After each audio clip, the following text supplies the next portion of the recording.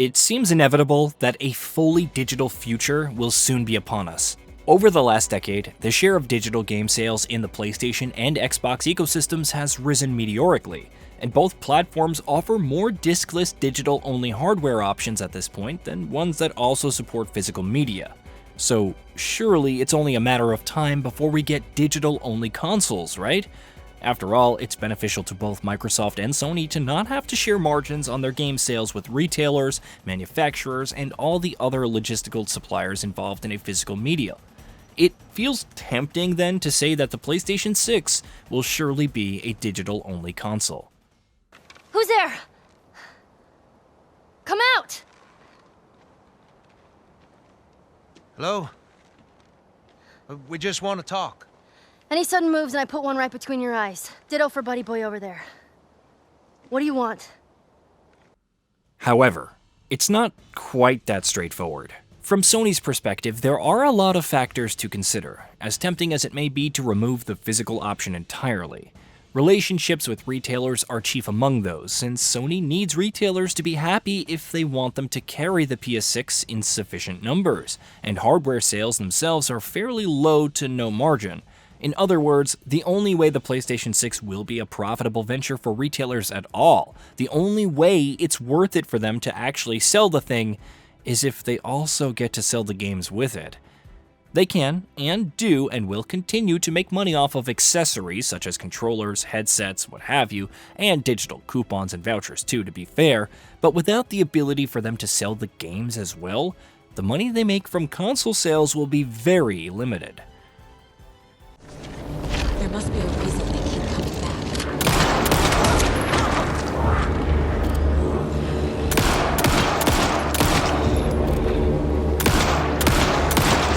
The deputies will just keep coming back unless I destroy those pieces of evidence. This will stop them.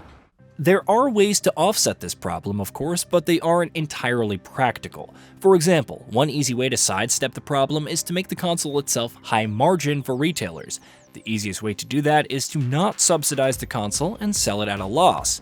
In fact, more often than not, that's been Sony's entire modus operandi since the day that they entered the industry. To sell subsidized hardware at loss and then make up the money via ecosystem and software revenues.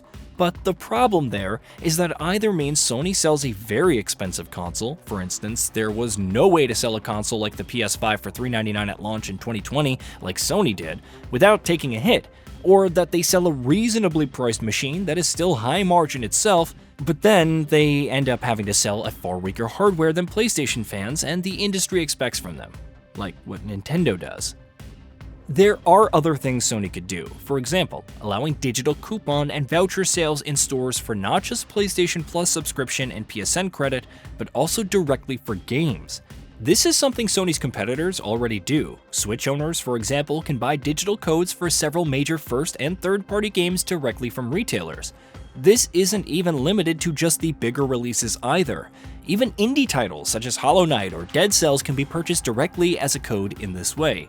Sony used to do this as well, but they discontinued the venture a few years ago and locked down digital sales exclusively to PlayStation because otherwise they have to share their cut with the retailers that carry and sell their codes. But it's obviously not an unsolvable problem. Sony's competition already takes the hit to their revenue, and Nintendo's ecosystem generates far less revenue than Sony's, meaning Sony can more than afford to take the hit, such as it is.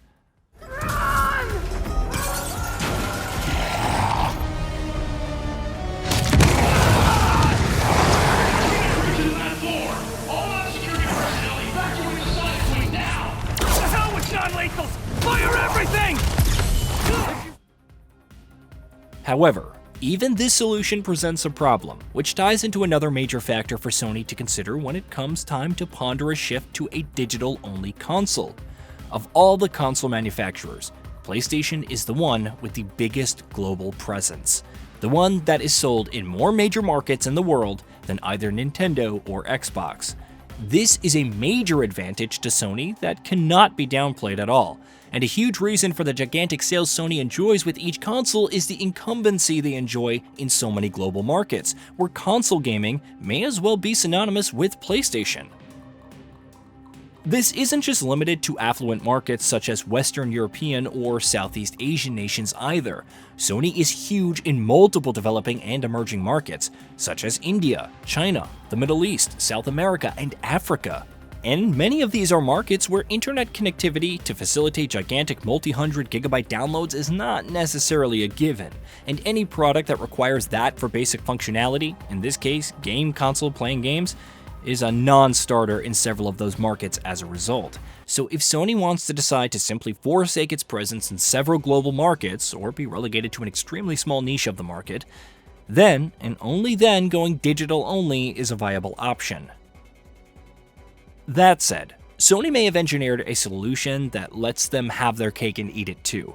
The modularity of the current PlayStation 5 models, both the Slim and even the Pro, may be a hint. It is very easy for Sony to sell a console that doesn't have a disk drive, and sell the disk drive as an add-on option, the way it's been doing it this generation. This not only has the desired effect of creating a digital-only default, and most of the mass market will not bother ever upgrading past the base option, but it also keeps a physical option open.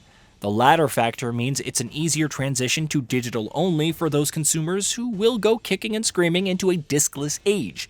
But it also keeps the console viable in those aforementioned global markets where a digital-only system would be unviable.